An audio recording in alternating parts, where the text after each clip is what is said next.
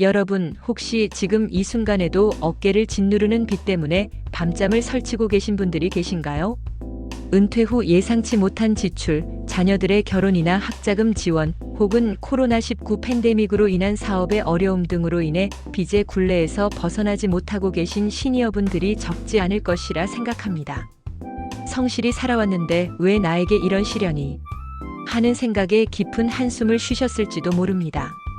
하지만 오늘 우리는 이 무거운 짐을 잠시 내려놓고 새로운 희망을 이야기하고자 합니다. 최근 정부에서 발표한 파격적인 빚 탕감 정책이 바로 그 희망의 씨앗이 될 수 있습니다. 과연 이 정책이 우리 시니어 세대의 삶에 어떤 변화를 가져올지 함께 살펴보겠습니다. 이재명 정부의 빚 탕감 정책, 무엇이 달라졌나? 여러분, 이재명 정부는 출범 이후 국민의 삶을 지키는 민생경제를 핵심 국정과제로 삼으며 금융 취약계층의 부채 부담 완화를 위한 대대적인 정책을 발표했습니다.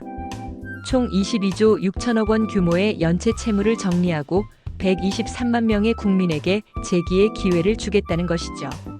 이 정책은 크게 세 가지 핵심 축으로 나뉩니다. 첫째, 코로나19 피해 소상공인을 위한 세출발기금 제도 개선입니다. 코로나 팬데믹은 많은 소상공인들에게 감당하기 힘든 빚을 안겨주었습니다. 이들을 위해 기존 세출발기금의 적용 범위가 확대되고 원금 감면율도 최대 90%까지 상향 조정되었습니다. 이는 단순히 연명하는 수준이 아니라 실질적인 재기의 발판을 마련해주겠다는 이재명 정부의 강력한 의지가 엿보입니다. 둘째, 장기 연체 취약계층을 위한 매입형 채무 조정 확대입니다.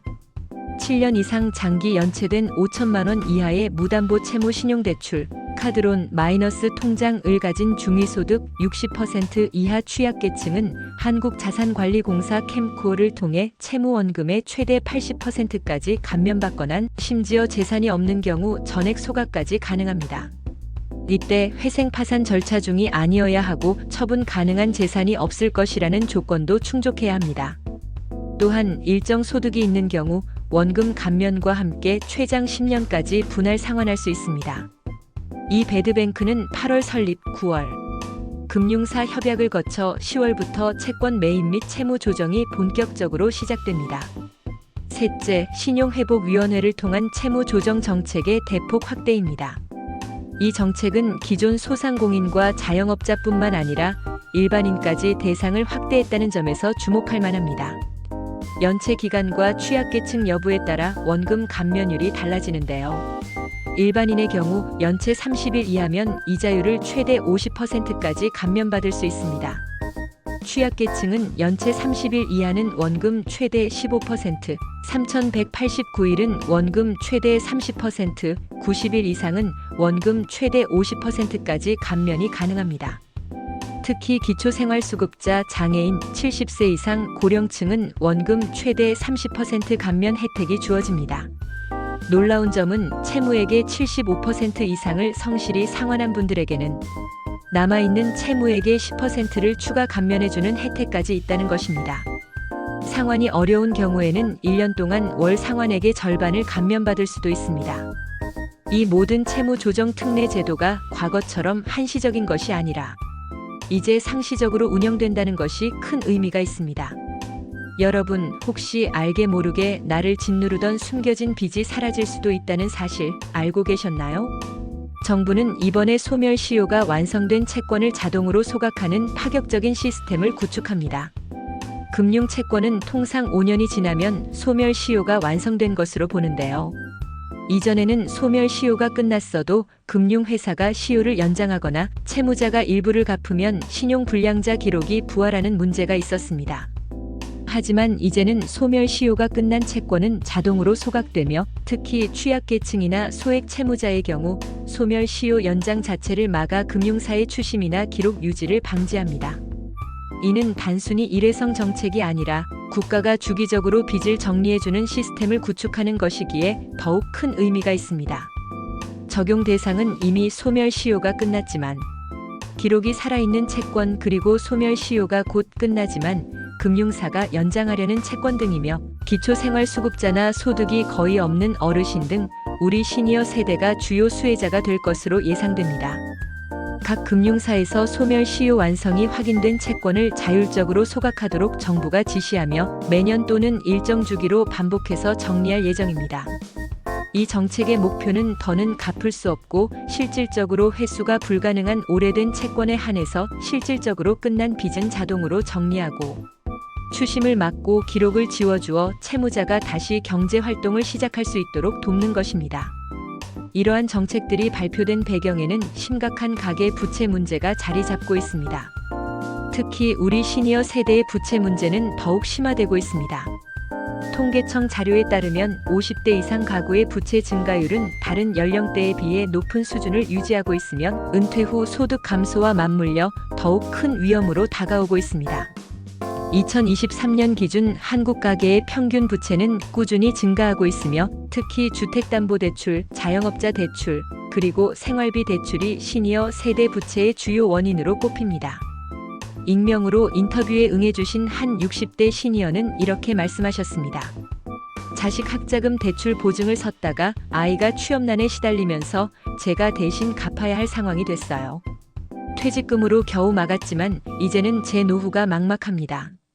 또 다른 70대 시니어는 은퇴 후 건강이 안 좋아져 병원비가 많이 들고 기초연금만으로는 생활이 어렵다 보니 부족한 생활비를 대출로 메우게 되더라고요.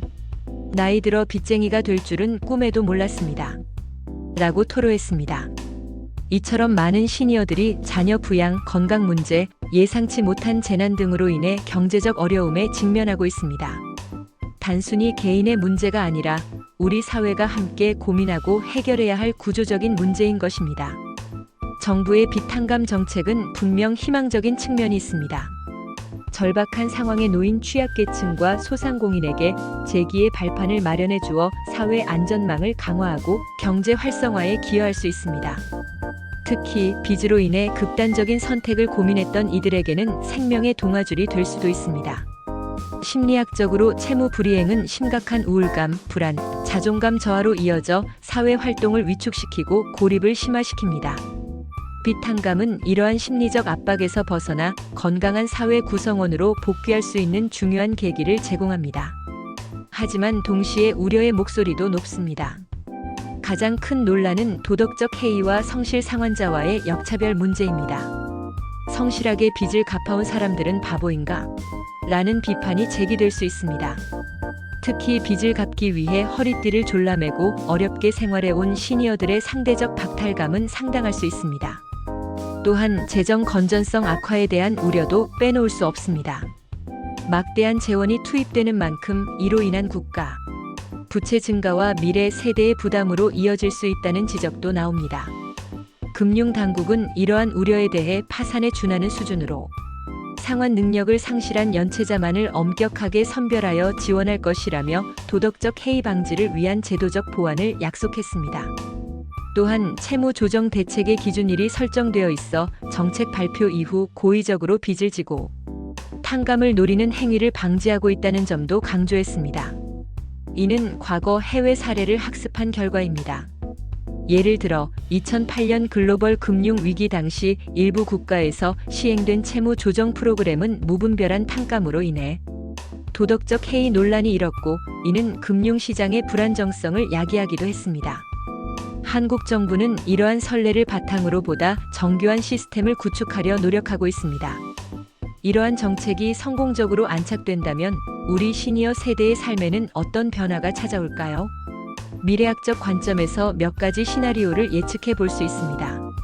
빚의 굴레에서 벗어난 시니어들은 경제적 자유를 바탕으로 더욱 활발한 사회 활동을 시작할 것입니다. 재취업을 통해 경제 활동에 참여하거나 그동안 꿈꿔왔던 취미 활동이나 봉사 활동에 매진할 수도 있습니다. 특히 디지털 교육을 통해 정보 격차를 해소하고 온라인 플랫폼을 활용해 새로운 수익 모델을 창출하는 디지털 액티브 시니어의 탄생도 가속화될 것입니다. 이는 단순히 개인의 삶의 질 향상을 넘어 고령화, 사회의 활력 증진과 지속 가능한 사회 발전에 크게 기여할 것입니다. 사회학적으로도 시니어 세대의 적극적인 사회 참여는 세대 간 소통을 증진하고 고령화 사회의 생산성을 유지하는 중요한 동력이 될 수 있습니다. 또한 시니어 소비 계층의 경제력 회복은 실버 산업의 성장에도 긍정적인 영향을 미칠 것입니다. 만약 정책 집행 과정에서 도덕적 해이 문제가 심화되거나 지원 대상 선정의 공정성 논란이 불거진다면 오히려 사회적 갈등이 심화될 수 있습니다. 또한 과도한 재정 투입으로 인해 다른 복지 정책이나 미래 투자, 예산이 줄어들어 장기적인 관점에서 국가의 성장 동력이 약화될 수도 있습니다.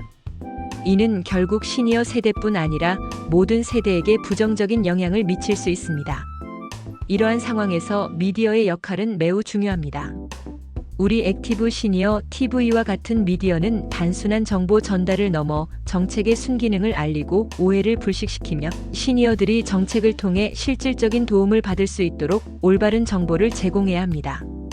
또한 정책의 한계점과 부작용에 대한 건설적인 비판을 통해 정책 개선을 유도하고 성실 상환자들의 상실감을 치유하며 세대 간 이해를 높이는 공론의 장을 마련하는 역할도 해야 합니다.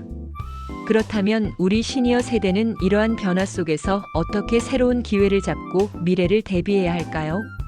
비탄감 정책은 대상과 조건이 매우 구체적입니다. 막연한 기대보다는 본인이 해당되는지, 어떤 절차를 거쳐야 하는지 정확히 파악해야 합니다. 금융위원회, 한국자산관리공사 캠코, 신용회복위원회 등 공신력 있는 관련 기관에 적극적으로 문의하고 상담을 받아야 합니다. 비전문가에게 의지하기보다는 정부가 인정한 기관의 도움을 받는 것이 중요합니다. 이들은 무료 상담을 제공하며 각 개인의 상황에 맞는 최적의 채무 조정 방안을 제시해 줄 수 있습니다. 하지만 중요한 것은 이러한 정책을 악용하는 사기 시도나 불법 대행업체도 존재한다는 점입니다. 반드시 금융위원회, 캠코, 신용회복위원회 등 공식 기관을 통해 상담을 받아야 한다는 점 잊지 마세요. 채무 조정을 통해 부담을 덜었다면 가장 먼저 해야 할 일은 철저한 재무 설계입니다. 은퇴 후 소득 흐름을 고려하여 현실적인 소비 계획을 세우고 불필요한 지출을 줄여야 합니다. 소비 패턴을 분석하고 고정 지출과 변동, 지출을 명확히 구분하여 절약할 수 있는 부분을 찾아내는 것이 중요합니다. 또한 전문가와 상담하여 안정적인 노후 자금 마련을 위한 투자 계획을 세우는 것도 중요합니다. 최근에는 시니어 맞춤형 재무 설계 프로그램이나 앱도 많이 개발되어 있으니 활용해 보는 것도 좋습니다. 경제적 부담이 줄어든 만큼 새로운 일자리나 사회 활동을 모색하는 데 적극적으로 나서야 합니다. 정부 및 지자체에서 운영하는 시니어 일자리 지원 프로그램, 직업 교육 등을 활용하여 자신의 역량을 강화하고 사회에 기여할 수 있는 방법을 찾아야 합니다. 특히 디지털 문해력을 높이는 것은 이제 선택이 아닌 필수가 되었습니다. 온라인 교육 플랫폼을 활용하여 새로운 기술을 배우고 디지털 세상에서 소통하고 활동하는 능력을 길러야 합니다.